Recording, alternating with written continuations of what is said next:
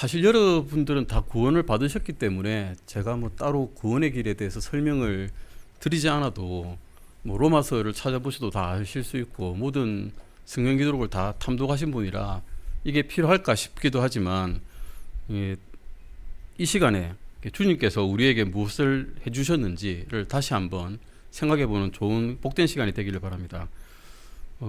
어떤 분들은 나의 노력이 첨가되어야만 구원이 완벽해진다고 생각하는 분이 계신데, 만약 그렇다면 그분께서는 잘못 생각하고 계시다는 것을 알고 계셔야 됩니다.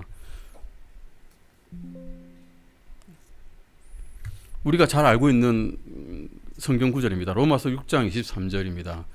죄의 삭은 사망이나 하나님의 선물은 예수 그리스도 우리 주를 통해 얻는 영원한 생명이니라. 영어로는 For the wages of sin is death라고 되어 있죠. But the gift of God is eternal life through Jesus Christ our Lord라고 되어 있는데요. 보통 여기서 is라 그러면 수학에서는 등호입니다. 그러니까 For the wages of sin is death라 그러면 죄의 삭은 그냥 이꼬로 동일하게 사망이라는 거죠. 내가 죄를 지었기 때문에 죽는다는 겁니다. 그냥 죄를 지은 사람은 죽습니다라고 똑같이 이야기하고 있고, 죄 이꼬르 죄를 지은 그 사람은 그냥 죽음을 갖고 있다라고 생각하시면 됩니다. 죄의 삭신 사망과 또 하나님의 선물을 말씀하고 있죠. 하나님의 선물은 무엇입니까? 하나님의 선물은 예수 그리스도 우리 주를 통해 얻는 영원한 생명입니다. 이게 성경은 죄의 삭신 사망과 하나님의 선물인 영원한 생명에 대해서 이야기를 하면서 is라고 하는 등호론으로도 사용되는 is라고 하는 현재형 동사를 사용하고 있습니다. 죄의 삭신 사망과 하나님의 선물인 영원한 생명이 이렇게 균형을 이루고 있습니다. 그 중심에 누가 계십니까? 예수 그리스도께서 계십니다. 예수 그리스도께서 그 중심에 계셔가지고 인간에게 자신을 계시하는 하나님을 다시 말씀드리고 있죠. 한편에는 사망이 있고 한편에는 생명이 있고, 그 사망과 생명을 결정짓는 그 중간에 것은 무엇입니까? 하나님의 선물입니다. 중간에 하나님의 선물이 있는 것입니다. 이 사망과 생명을 결정짓는 것이 하나님의 선물인데, 그러면 우리는 무엇을 할까요? 인간은 하나님을 위해 하는 행위가 있습니다. 또 하나님을 위해서 이루는 업적도 있고요. 그런데 하나님 인간의 존재 자체도 있죠. 근데 그것이 생명과 사망에 영향을 끼칠 수가 있을까요? 끼칠 수가 없다는 것입니다. 그 해결책은, 생명을 갖는 해결책은 하나님께서 인간에게 주시는 선물에 있습니다. 사람이 하나님 앞에서 기쁨 가운데 영원히 살 것인가, 아니면 둘째 사망을 맞으면서 불호소에 던져져 가지고 영원히 고통당하게 되는가, 이것은 전적으로 예수 그리스도를 통해 주신 하나님의 선물을 받을 것이냐 아니면 안 받을 것이냐에 달려있다는 것입니다. 그러면 어떤 사람이 죄인일까요? 단 한 번이라도 죄를 지은 사람은 죄인입니다. 로마서 5장 12절 한번 읽어보시겠습니다. 같이 읽겠습니다. 그러므로 한 사람으로 말미암아 죄가 세상에 들어오고 죄로 말미암아 사망이 들어왔으며 이로써 사망이 모든 사람에게 전달되었으니 이는 모든 사람이 죄를 지었기 때문이라. 왜 사람이 죽는다고 되어 있죠? 모든 사람이 죄를 지었기 때문에 그렇다는 겁니다. 14절도 바로 밑에 적어놨습니다. 읽어보시겠습니다. 그럼에도 불구하고 아담으로부터 모세까지 아담의 범법과 같은 종류의 죄를 짓지 않은 자들 위에도 사망이 군림하였는데 아담은 오셔야 할 분의 모형이니라. 하나님께 항변할 수 있습니다. 하나님, 저는 아담이 지은 죄와 똑같은 그 선악과를 안 따먹었습니다. 근데 왜 저한테 벌하십니까? 라고 항변할 수 있죠.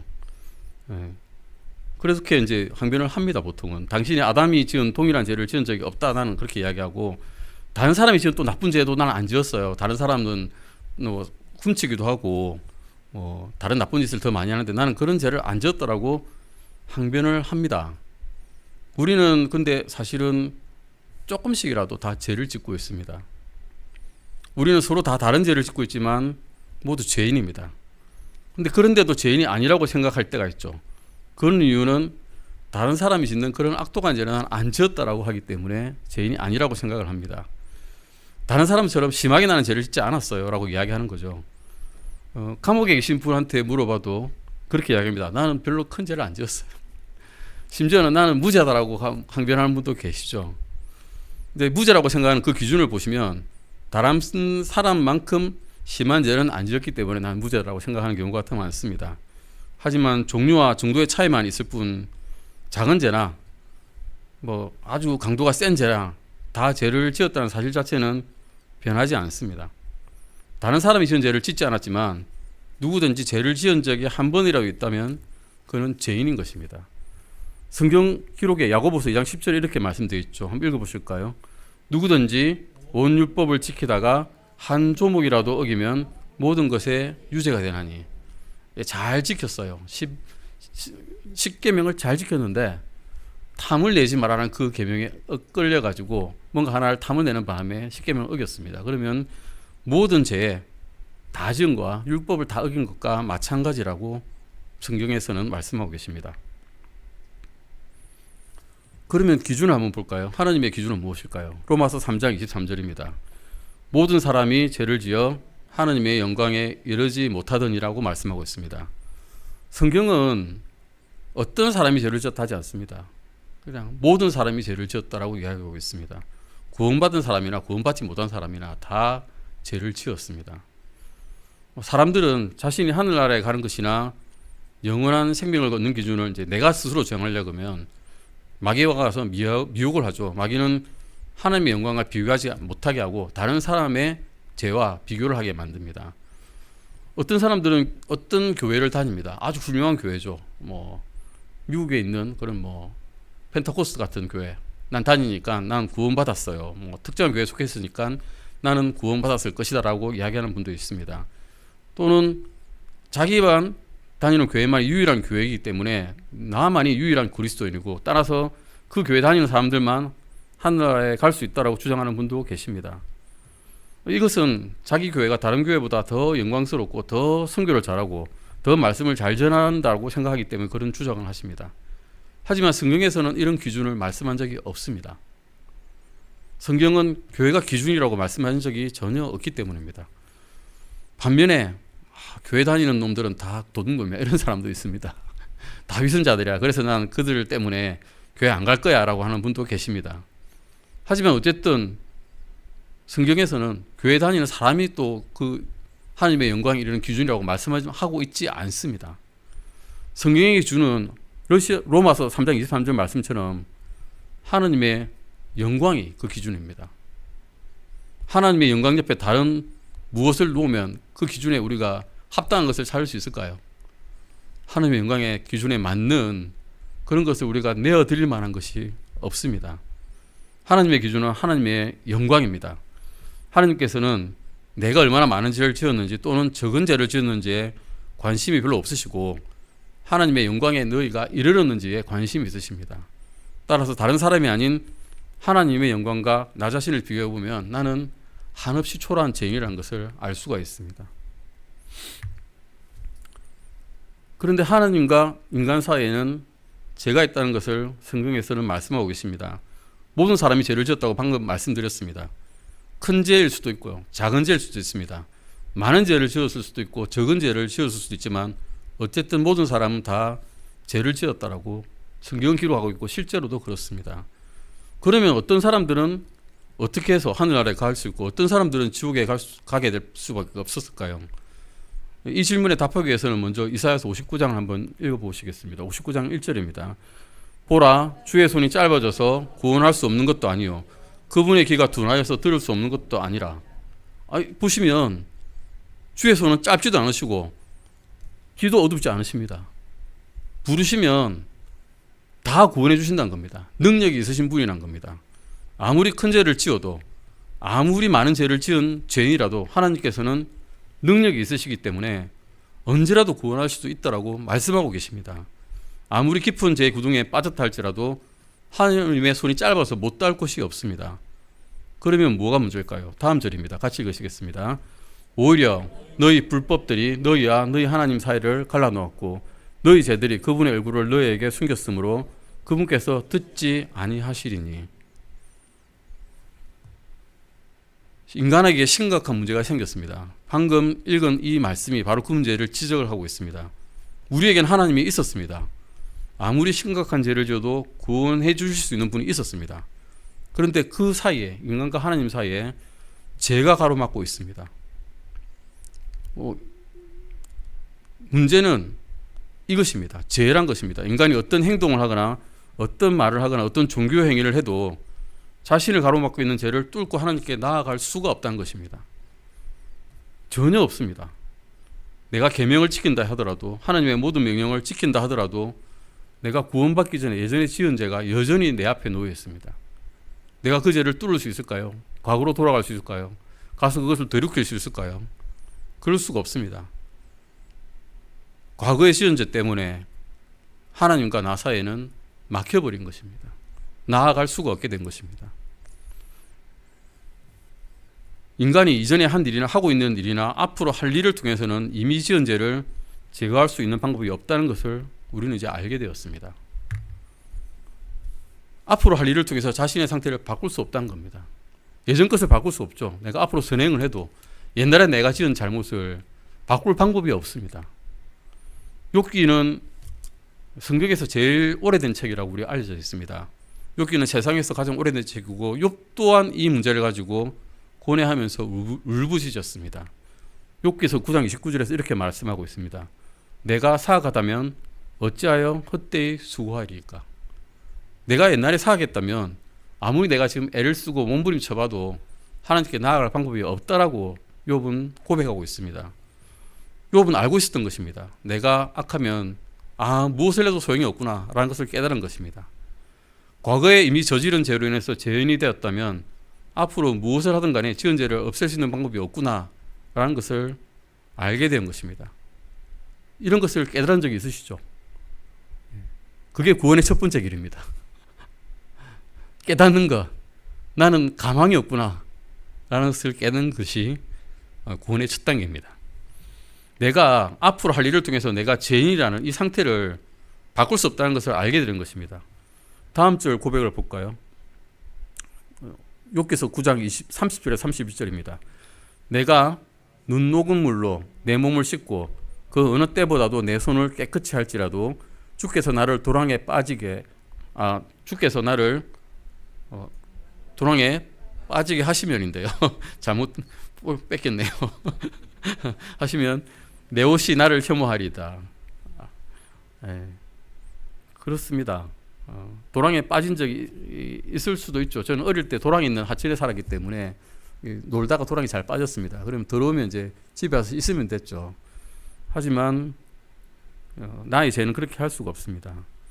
우리가 물에 세례를 받고 심지어 이제 우리 침례식을 받고 해서 그랬기 때문에 내가 구원받았다라고 생각한다면 어느 순간 나는 씻음 받은 적이 없는 사람이구나를 깨닫게 되면 그때는 죽기 전에 만약 깨달았다면 너무 늦게 돼버리겠죠. 욥기서 32절에서 33절입니다. 그분은 나처럼 사람이 아니심으로 내가 그분께 대답할 수도 없고 우리가 함께 재판을 받으러 갈 수도 없으며 우리 사이에는 우리 둘이의 손을 얹을 중재인도 없도다라고 말씀하고 있습니다. 욥은 나는 이제 최악의 상태라고 이야기하는 겁니다. 욥은 하나님께 자신이 나아갈 수 없다라고 합니다. 문제는 뭘까요? 하나님께서도 나한테 안 오시는 것 같아 라고 생각하는 겁니다. 욥은 나와 하나님 사이에 누군가 서서 중재를 해주시기를 바라고 있습니다. 하나님이시기 때문에 하나님 위에 손을 얹을 수 있고 동시에 인간이시기 때문에 자신에게도 손을 얹을 수 있는 존재를 욥은 찾고 있었습니다. 하나님이시면서 동시에 인간이신 분이 오셔서 중재를 해주셨으면 좋겠다라고 생각을 한 거죠. 그런데 욥은 그런 중재자를 찾았을까요? 못 찾았습니다. 예수님이 태어나시기 몇천 년 전인데 찾을 수가 있겠습니까? 욥이 살던 시대에는 그런 중재자가 없었습니다. 노아 시대도 없었고요. 아브라함 시대도 없었고요. 야곱에도 없었고요. 사무엘도 없었고 다윗도 없었습니다. 엘리야도 침대자 요한도 침대자 요한은 심지어 예수님을 만났지만 그 시대에는 예수님이 돌아가기 전에 자기 죽었기 때문에 중재자이신 그 피를 흘려주신 그런 우리 구원자가 안 계셨죠. 구약시대에 살았던 사람입니다. 이 사람은. 왜 우리가 예수 그리스도를 그처럼 높이고 그분께 감사와 찬양과 영광을 돌리는 줄 아시겠죠? 우리에게 하나님과 우리 사이에 중재인이 없으면 우리는 희망도 없고 완전히 버림받은 존재들입니다. 예수님께서 우리를 위해서 저를 위해서 해주신 일과 예수님의 존재 자체를 생각해 보면 얼마나 하나님께 감사한지 모릅니다. 하나님께서는 충만한 때가 이르자 중재자를 보내셨습니다. 갈라디아서 4장 3절에서 5절 읽어보시겠습니다. 이와 같이 우리도 아이였을 때에는 세상의 초등 원리들 밑에서 초속각되어 있었느니라. 그러나 때가 충만히 찼을 때에 하나님께서 자신의 아들을 보내사 여자에게서 나게 하시고 율법 아래 있게 하셨으니 이것은 율법 아래 있는 자들을 구속하시고 우리가 아들로 입양을 받게 하려 하심이라. 아멘. 여러분 고넬료를 아실 겁니다. 고넬료는 훌륭한 사람이었습니다. 로마에 속해 있던 사람이지만 백부장이었지만 수많은 자선을 베풀고 회당을 세우고 말씀을 전하는데 유대인들을 도와줬던 그런 사람입니다. 그런데 그 사람은 심지어는 천사의 부르심도 받았습니다. 그런데 그 사람은 구원을 받았을까요? 그 당시에? 예. 욥바에 있는 베드로가 와서 하나님의 복음을, 예수님의 복음을 전하기 전까지는 그는 구원받지 못한 상태였습니다. 그런 능력이 있고 선함이 있고 권능이 있어도 구원의 복음은 아무 상관이 없었습니다. 충만한 때가 이르자 하나님께서 수천 년 전에 요리 부르면서 간구했던 그 기도에 응답해 주셔서 이 세상에 하나님이면서 사람이신 한 분을 보내주셨습니다. 마태복음 1장에 보시면 우리와 함께 계시는 하나님이셨고, 요한복음 1장과 골로새서 1장에 의하면 창조자이셨고, 요한복음 10장에 의하면 아버지와 함께 계신 분이시면서 요한 1서 5장에 의하면 아버지와 성령님과 더불어 하나를 이루며 정언하시는 분을 보내주셨던 겁니다. 충만한 때가 이르니까 하나님께서는 대언자를 보내주신 것도 아니고 제사장을 보내주신 것도 아니고 성경 교사를 보내주신 것도 아니고 왕을 보내주신 것도 아니고 어떤 분을 보내셨습니까? 자신의 유일하신 아들을 보내주셨습니다. 나를 위한 구원자와 중재자가 있다는 사실을 알고 받아들인다는 것은 정말 복된 일입니다. 만일 우리가 구원자에 대해서, 우리 예수님에 대해서 진지하게 생각한다면 이 세상을 보는 관점이 완전히 달라질 것입니다. 우리가 그분에 대한 생각으로 완전히 고정되면 어떤 설교나 이 설교도 똑같죠. 부흥회나 찬양으로도 얻을 수 없었던 그런 일들, 우리의 인생이 변화되는 그런 일들이 생기게 됩니다. 제3과 구원의 확신과 평안은 오직 우리 주 예수 그리스도를 통해서만 옵니다. 히브리서 10장 보시겠습니다. 10장 1절에서 4절이죠. 같이 읽으시겠습니다. 율법은 다가올 좋은 일들의 그림자를 가지고 있으나 그 일들의 형상 그 자체는 아니므로 그들이 해마다 계속해서 드린 그런 희생물들로는 거기로 오른 자들을 결코 완전하게 할 수 없느니라. 그럴 수 있었더라면 경배하는 자들이 한 번에 깨끗하게 되어 더 이상 제들을 의식하지 아니하였을 것이므로 그것들을 드리는 일이 중단되지 아니하였겠느냐. 그러나 그 희생물들에는 해마다 제들을 다시 생각나게 하는 것이 있나니 이는 황소와 염소의 피가 제들을 제거하는 것이 불가능하기 때문이라. 아멘. 이것을 보시면 제사를 늘 드리는 종교가 기억이 납니다. 미사를 드리죠. 매주 미사를 드립니다. 매주 회배를 하고 매주 고해 성사를 합니다. 근데 이 말씀을 보시면 성경이 말씀하시는 구원과 이 세상 종교의 차이점이 드러나고 있습니다. 이 세상 종교에는 구원이 없다는 것입니다. 아무리 열심히 종교행위를 하고 계명을 지키고 의식을 수행해도 나의 숨겨져 있는 양심이 나를 정죄합니다. 양심은 속일 수가 없습니다. 사실은 내 속에 내재된 기본적인 하나님께서 주신 그런 원리들을 다 알고 있기 때문에 내가 무엇을 잘못했는지, 내가 무엇을 잘해야 되는지를 다 알고 있기 때문입니다.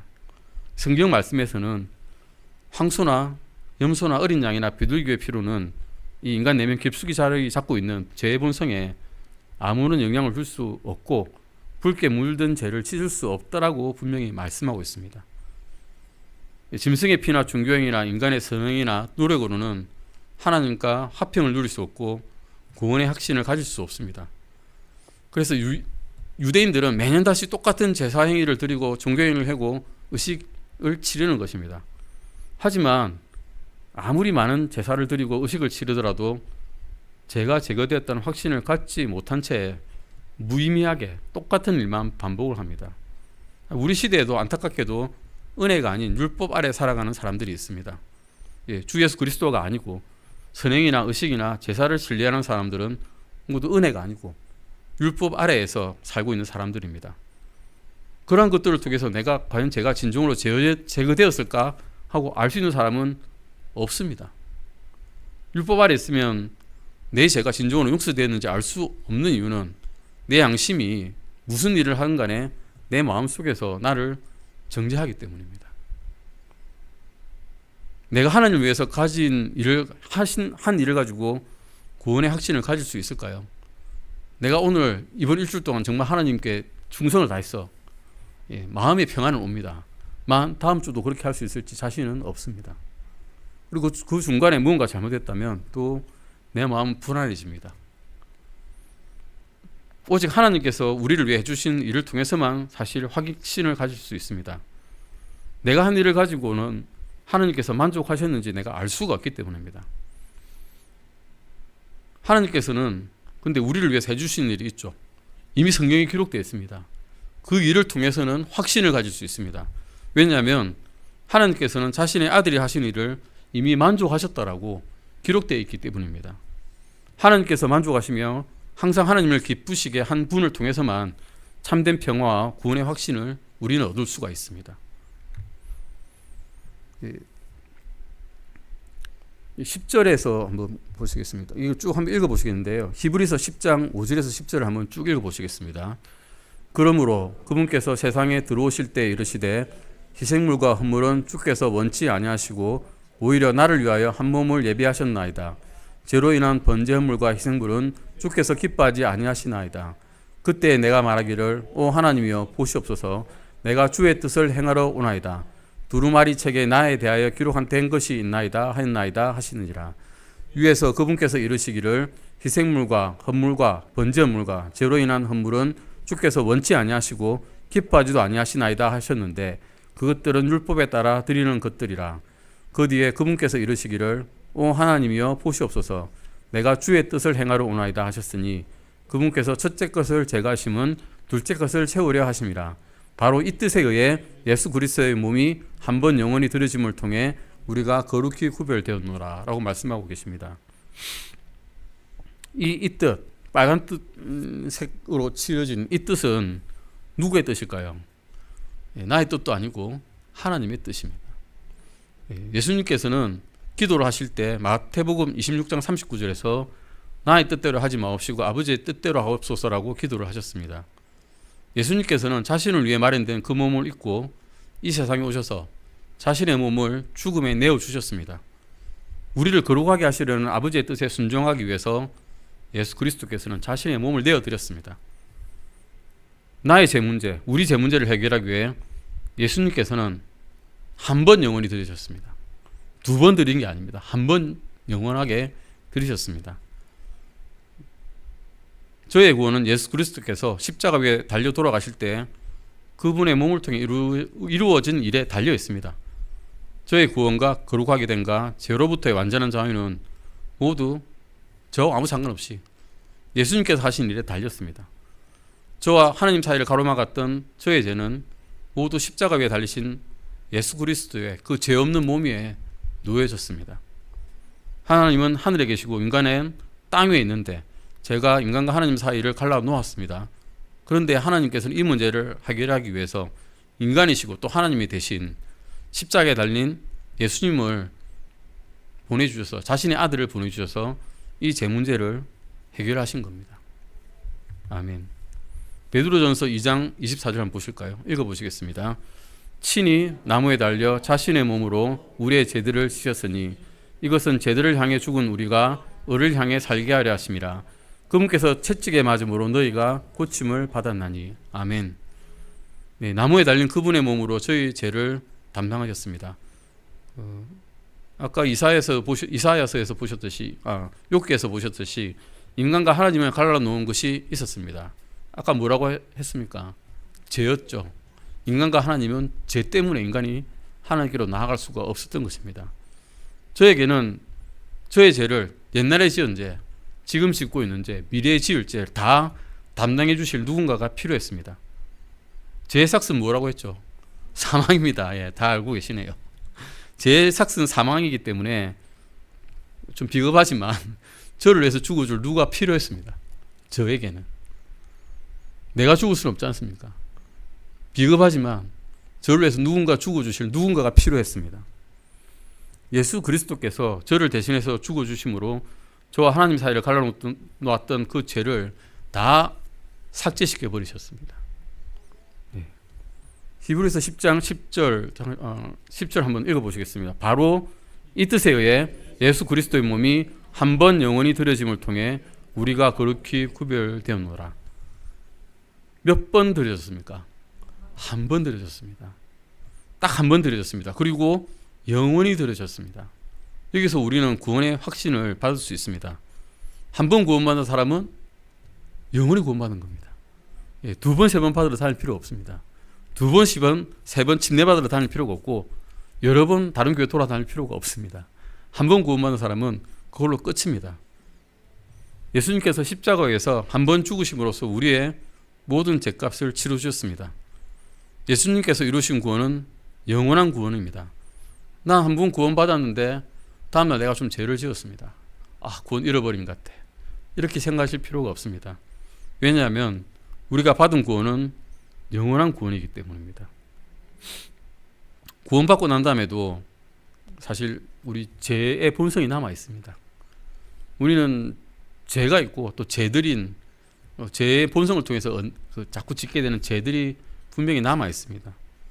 술을 마실 수도 있고 담배를 피우실 수도 있고 또 죄를 지을 수도 있죠. 하지만 이것은 구원과 관련이 없습니다. 한번 구원받은 사람은 영원히 구원받은 것입니다. 그렇다고 저희 구원파는 아닙니다.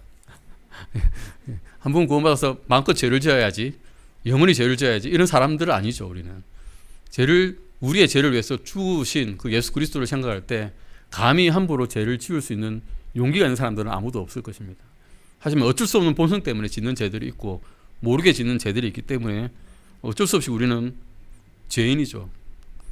구원받지 못한 죄인이 있고 구원받은 죄인이 있을 뿐인 것입니다. 구원받고 나서 짓는 죄는 사실은 영적 성장과 하나님과 교제와 관련이 있습니다. 죄를 짓고는 하나님과 교제가 원활치는 않습니다. 내 마음이 끓이키는데 기도로 나아갈 때 그 기도를 하나님께서 들어주실까? 또 심지어는 기도를 하기도 어렵습니다. 하지만 어쨌든 이것은 구원과 관련이 있는 것이 아닙니다.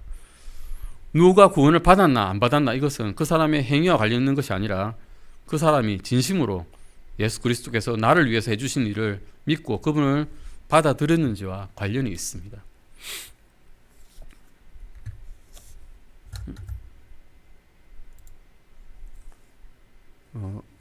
히브리서 10장 11절도 이렇게 말씀하고 있죠. 제사장마다 날마다 서서 섬기며 자주 같은 희생물들을 드리지만 그것들은 결코 죄들을 제거할 수 없더라고. 영어에는 제사장마다 every priest라고 되어 있고 결코 죄들을 제거할 수 없다, take away 할 수 없다라고 이야기하고 있습니다. 모든 제사장이라고 그러죠. 제사장, every priest면 사실은 불교의 제사장이든 천주교의 제사장이든 아니면 다른 미신 종교의 제사장이든 각 종교에는 다 제사장들이 있습니다. 그들이 어떤 일을 하더라도 구원에 이르게 할 수 없다는 겁니다. 아주 희생물을 드리죠. 소도 드리고 닭도 드리고 모든 것들 다 피 뿌리는 것도 드리고 다른 미신들도 다 그렇게 합니다. 그런 것들로는 우리의 죄들을 제거할 수가 없다는 것입니다. 성경에서는 인간 제사장의 섬김으로는 죄들을 제거하는 것이 불가능하다고 분명히 말씀하고 있습니다. 유대의 제사장만 그런 게 아니라 모든 제사장이 다 그렇다고 말씀하고 있습니다. 그리고 take away라고 되어 있죠. 이게 현재형으로 되어 있습니다. 과거형이 아니죠. taken away라고 되어 있지 않습니다. 옛날에 이들이 제사를 지었을 때는 죄를 제거하지 못했었어 라고 하지 않고 옛날에도 그랬고 지금도 그렇다는 겁니다. 수천 년 전에만 제사장이 드리는 제사로 죄를 제거하지 못한 게 아니라 지금도 못한다라고 하고 있습니다. 그들은 왜 그러면 제사를 드릴까요? 계속해서 드리는 그 제사들로 인해도 그들의 양심이 만족을 못하기 때문입니다. 이런 제사를 많이 드려봤지만 그리해도 하나님 앞에서 여전히 죄인이라는 사실을 그들도 알고 있기 때문입니다. 인간 제사장들을 통해서는 아무리 많은 제사를 드리고 정성을 다해도 불법과 죄들이 전혀 제거되지 않는다는 사실도 그들은 내면 깊은 곳에 있는 양심이 알고 있습니다. 단 한 분의 영원히 모든 죄값을 지르신 예수 그리스도의 대속을 받아들이지 않는다면 구원도 없고요. 구원의 확신도 없고 하나님과 평안도 누릴 수가 없습니다. 결론은 예수님께서 한 번에 영원한 제사를 드리셨으면 더 이상 죄를 제거하기 위한 다른 제사는 필요치 않다는 것입니다. 다음 절 한번 보실까요? 12절에서 14절입니다. 이 사람은 죄들로 인해 한 희생물을 영원히 드리신 뒤에 하나님의 오른쪽에 앉으셔서 그 이후부터 자기 원수들이 자기 발받침이 될 때까지 기다리시나니 이는 그분께서 한 번 헌물을 드림으로써 거룩히 구별된 자들을 영원토록 완전하게 하셨기 때문이라. 아멘. 예수 그리스도께서 십자가에서 무엇을 하셨나 생각을 해보니 눈물이 날 수밖에 사실 없습니다. 제가 뭐라고, 인간이 뭐라고, 뭘 해줬다고 아무 상관도 없이 뭘 순종하기를 했나? 아니면 뭘 잘하기를 하나? 예뻐 보이기를 하나? 숨 한 번 막으면 그냥 죽어버릴 그 숨이 코에 달려있는 이런 벌레보다 못한 이런 존재를 위해서 하나님께서 직접 그 육신의 고난을 받고 죽으셨다는 사실이 생각할 때마다 정말 신비하고 이상하기도 합니다. 저는 저의 믿음과 신뢰를 예수 그리스도께 두었을 때만 제가 구원받았다는 것을 알고 있습니다. 예수님께서는 저의 모든 죄값을 치르기 위해 한 번 죽으셨습니다. 그러므로 제가 예수님을 저의 구원자로 받아들였을 때 저의 모든 죄는 사라진 것입니다. 제가 그리고 우리가 하늘나라에 갈 수 있는 이유는 내가 완전하기 때문이 아닙니다. 저에게 완전한 구원자가 있기 때문입니다. 제가 구원받은 이유는 제가 한 번도 죄를 지은 적이 있어서가 아니라 구원자께서 저의 모든 죄값을 치러주셨기 때문입니다. 예수님을 믿는다고 하면서 아직 난 구원받은지 모르겠어 라고 말씀하신다면 아직 예수님을 진짜로 믿은 게 아니십니다.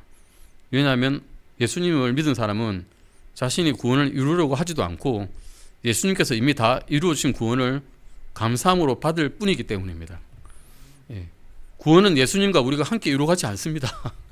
우리가 무슨 능력에서 구원을 같이 이루어가겠습니까?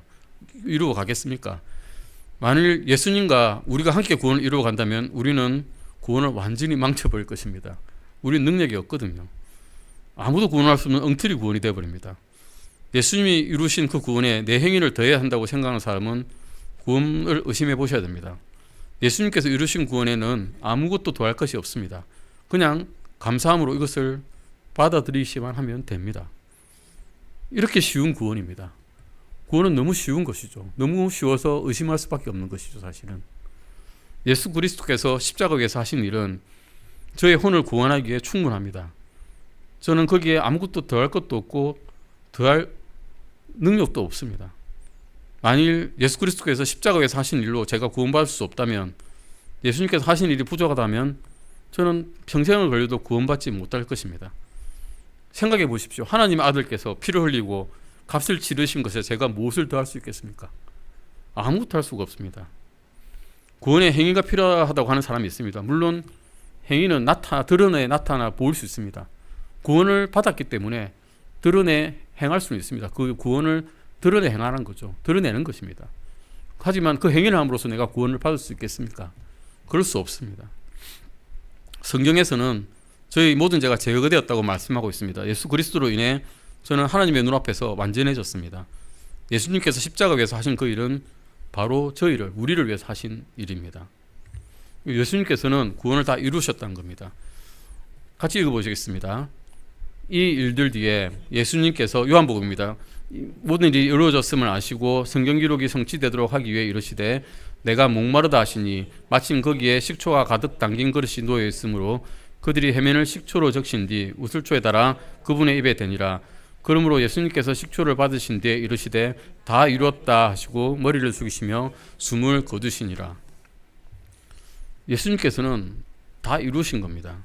디모데 1장 5절 15절도 읽겠습니다.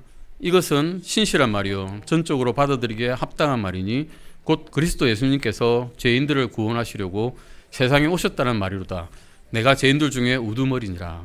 아멘. 예수님께서는 죄인들을 구원하시려고 오셨습니다. 그런데 십자가에서 돌아가기 전에 무엇이라고 하셨습니까? 다 이뤘다라고 말씀하셨습니다. 예수님께서는 무엇을 다 이루셨을까요? 죄인들을 위한 구원을 다 이루셨다라고 말씀하신 겁니다. 우리는 죄인일까요? 예, 죄인입니다. 성경은 모든 사람이 죄를 지었다고 말씀하고 있기 때문에 우리는 죄인입니다. 우리에게는 구원자가 필요합니다. 성경에서는 그 구원자가 바로 예수 그리스도라고 말씀하고 있습니다. 우리가 구원을 받기 위해 사는 것은 구원을 완성하신 예수 그리스도를 믿고 받아들이는 것입니다. 예수님께서는 이렇게 말씀하신 적이 없습니다. 내가 구원을 시작할 테니까 너희가 완성하거라 하신 적이 없습니다. 이렇게도 말씀 안 하셨죠. 내가 거의 구원 다 이룬 구원을 줄 테니까 너희가 마무리해라. 이런 적도 없으십니다.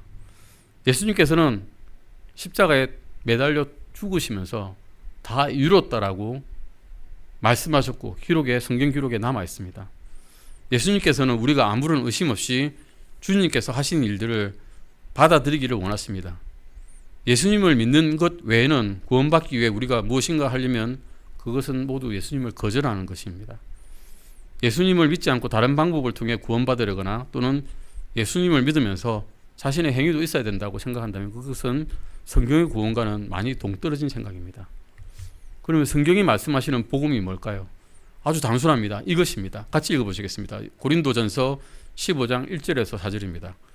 형제들아, 또한 나는 내가 너희에게 선포한 복음을 너희에게 밝히 알리노니 너희 역시 그 복음을 받았고 그 가운데 서 있는지라. 너희가 만일 내가 너희에게 선포한 것을 기억하고 헛되이 믿지 아니하였다면 역시 그 복음에 의해 구원을 받았느니라. 나 역시 받은 것을 무엇보다 먼저 너희에게 전하였노니 그것은 곧 성경 기록대로 그리스도께서 우리 죄들로 인해 죽으시고 묻히셨다가 성경 기록대로 셋째 날 다시 일어나시고, 이것이 성경이 말씀하시는 복음입니다. 바울 시대에도 이미 이 복음이 변질되기 시작했습니다. 바울도 그렇게 기록하고 있습니다. 하지만 이 복음이 아닌 다른 복음을 전한다면 그는 성경이 말씀하시는 복음을 전하는 것이 아닙니다. 복음은 당신이 자신의 제약된 상태에 대해 아무것도 할 수 없는 상태일 때 하나님께서 당신을 사랑하셔서 인간의 몸을 입고 이 세상에 오셔서 당신을 대신해서 죽으시고 당신에게 구원과 거룩함과 완전함을 선물로 주시기 위해 다시 살아나셨다는 것입니다. 요한복음 3장 16절 읽으시겠습니다. 하나님께서 세상을 이처럼 사랑하사 자신의 독생자를 주셨으니 이것은 누구든지 그를 믿는 자는 멸망하지 아니하고 영존하는 생명을 얻게 하려 하심이라. 아멘. 하나님께서는 자신의 아들을 선물로 주셨습니다. 그리고 그 아들을 믿는 사람들은 언젠가 영원한 생명을 얻는 게 아니라 아들을 믿는 그 순간 영원한 생명을 주신다고 하시고 계십니다. 그 다음 절 17절에서 18절도 읽어보시겠습니다.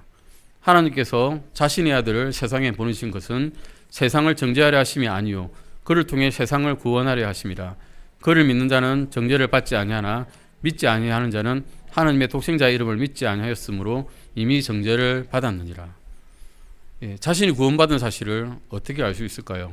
그 밑에 보시면 바로 그 답이 기록되어 있습니다. 요한복음 20장 31절입니다.